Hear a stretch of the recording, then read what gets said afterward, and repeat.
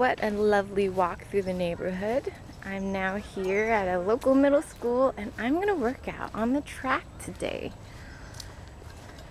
I will not be running the track because I don't like running, and I just walked at least a mile.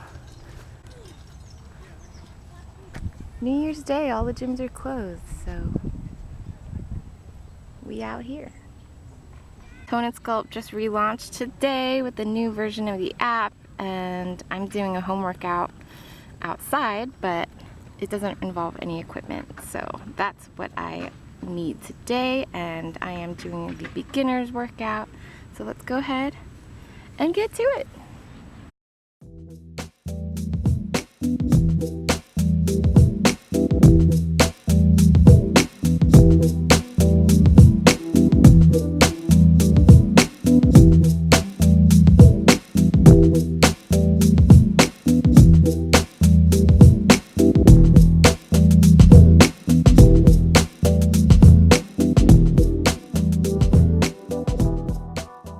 Okay, I finished my workout on the track and field. It's almost 3 p.m.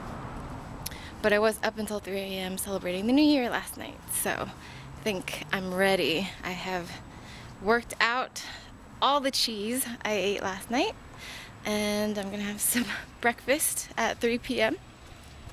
The Tone and Sculpt app experience was great. It was the first workout I've done with the new launch, and it was really cool because it guides you through the whole workout, lets you pause, it times the whole thing, it puts in rest and break periods for you to follow as well.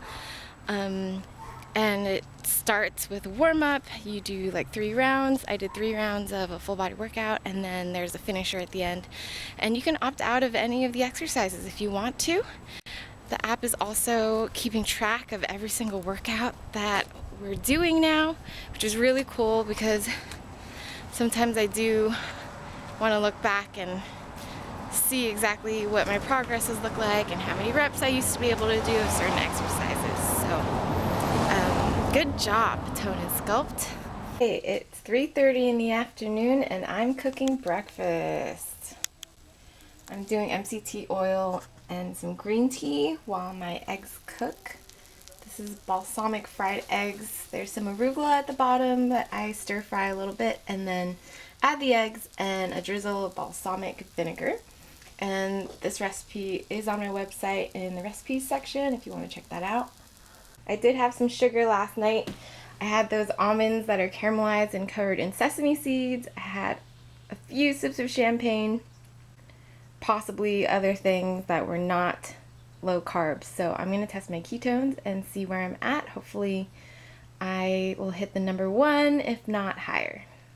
This is the Keto Mojo ketone and blood glucose testing kit. It's the only kit I've ever used, and I really like it. So let's go ahead and add the strip. I already inserted the needle into this little guy. And what you do is you insert the strip here. It turns on automatically. If you don't like seeing blood, stop watching. It's just going to be a tiny little drop, but still, I know some people are sensitive. And when I test my ketones, I usually prick myself around the sides of my fingers so that I don't really feel it that much throughout the day. And I have this set to like the 3rd level of needle length, and I'll go ahead and just do this real quick.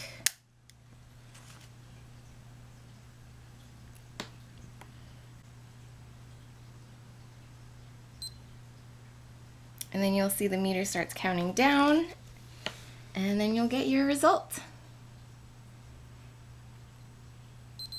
Hey, 1.0, that's perfect. That is exactly what I was hoping for.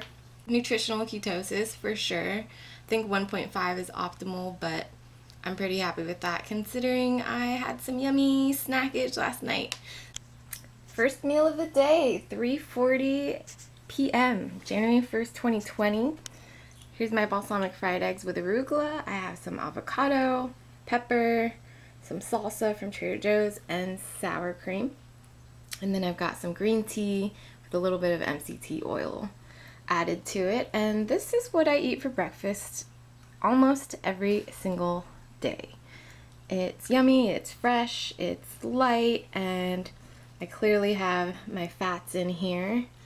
So that is my keto breakfast of the day, and since it's already almost 4 o'clock, I'll probably end up having some kind of bigger dinner and something really great for dessert, something freshly baked, I think. I'm here at my sister's apartment right now because I bunny sit her bunny when she's out of town, and she's on a rock climbing trip right now. So we're gonna say hi to Sugar. Hey Sugar! How's it going?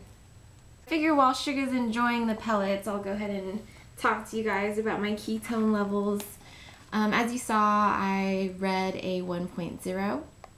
Last night I didn't go into the party thinking, oh, I'm gonna eat all kinds of crazy foods. I still came really prepared. I brought some salami and some cheese. I brought some sugar-free jam that I'd made at home and various snacks that I knew I could have and still enjoy the night. I slept for 8 hours, didn't eat until 3 p.m., so that was a good 12-hour fast. I went on a really long walk, and then I worked my butt off. There is such thing as metabolic flexibility and flexibility with ketosis once you've been doing it for a while. Alright, so I'm going to hook Sugar up with some arugula, and then I'm really close to a milk tea spot, so I'm going to go get some tea with extra crema.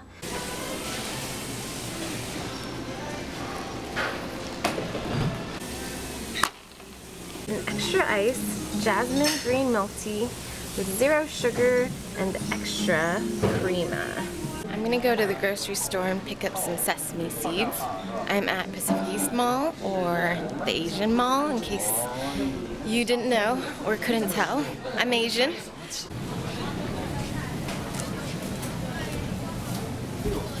Dinner time! We are doing ground beef with some chili Tex-Mex seasoning. I added a little bone broth to the ground beef so that it would retain some moisture. I actually started by frying some garlic in leaf lard, which I just recently started cooking with, and it's super delicious. I have Brussels sprouts in the air fryer, salt and pepper, olive oil.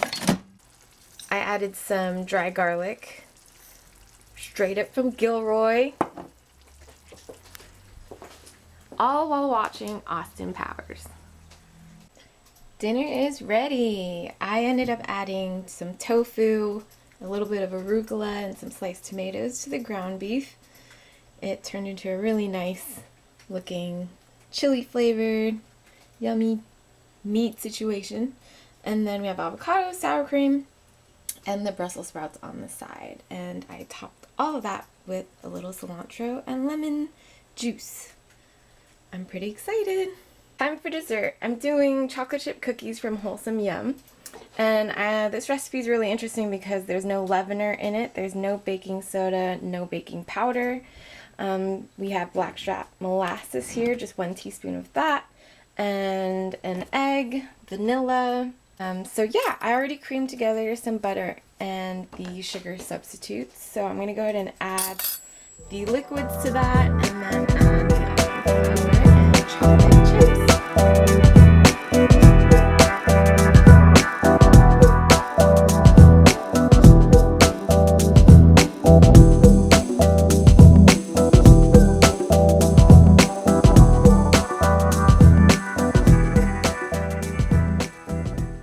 Just added the Lily's dark chocolate chips, and the texture of the dough is really nice. It's like real cookie dough. It's holding its shape,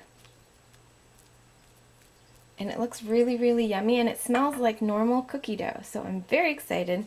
I'm going to let the cookie dough chill while the oven preheats.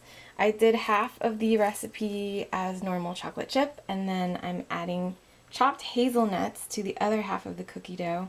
Let the oven preheat and then form the cookies and bake them off. And I've now moved on to watching the Great British Baking Show. The cookies are done and they look great. They retain their shape really nicely.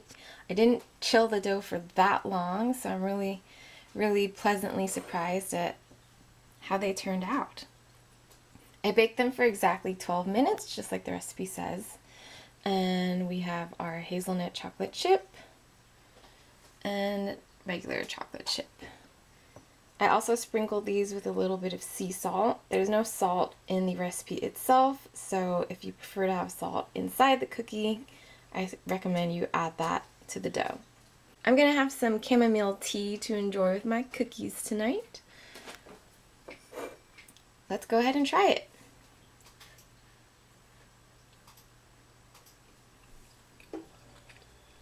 They're soft and they're chewy.